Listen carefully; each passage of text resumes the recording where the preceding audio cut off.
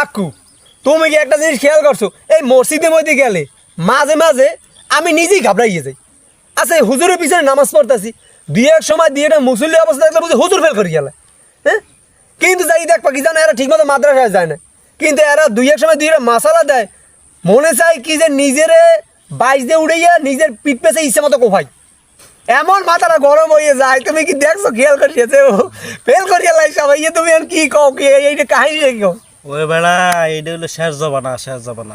এছাড়া আর কিছু হইতে পারে না। ওই যাই দেখ, ওই যে সমালোচনা করে না, হে যাই দেখ, হে কিন্তু আরবি লাইনে কোনো পড়ালেখা করে হে মাদ্রাসায় পারা হবে না, হে মনে করে আরবি সম্বন্ধে কিছু জানে না, কিন্তু হে পাক্কা একজন হাদিস। ওরে বাবা এ তো মুসল্লি দেখবা যে বুঝা, হে হইলো একজন পাক্কা জানলেওয়ালা। হে যে হাদিস কইবে যে এই হাদিস মনে করো দুনিয়াতে আর কেউ জানে না, কিন্তু হে হুজুর কি মনে করে একজন মুখ হুজুর এইটি সব ফেল করিয়া লাইবে। কিন্তু যাই দেখো কি জানো হে যাই দেখ, হে আলহামদু সূরা যদি আরে পড়তে কও, আলহামদু সূরাও পড়তে। ওরে বাবা দাঁত ভাঙ্গে লাইবে, দাঁত ভাঙ্গে লাইবে। হ্যাঁ দেখবা এই দেখবা হাদিস যে কয় মাঝে মাঝে হাদিস দেখবা তুমি বই না হেইয়ের উপরে কি আছে, যে হাদিস আছে হাদিসের উপরে কি আছে হেইটাও বেশি পাবে না, হেরা যে হাদিস বাইর করে মাঝে মাঝে।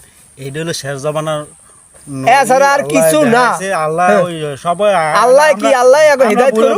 ওই আমাকে মা বাপ দাদা মুখ থেকে শুনছি যে শেষ জমানায় মনে করো যে এমন এমন হাদিস কোরআন বাইরেবে বা এমন এমন একজন মুসল্লিরা বাইরেবে যা বলার মতো না। যাই হোক সবকিছু ভাঙ্গাইলাম না, কারণ এটি সবকিছু ভাঙ্গাইলে আমাকেও আবার সমস্যা হইতে পারে।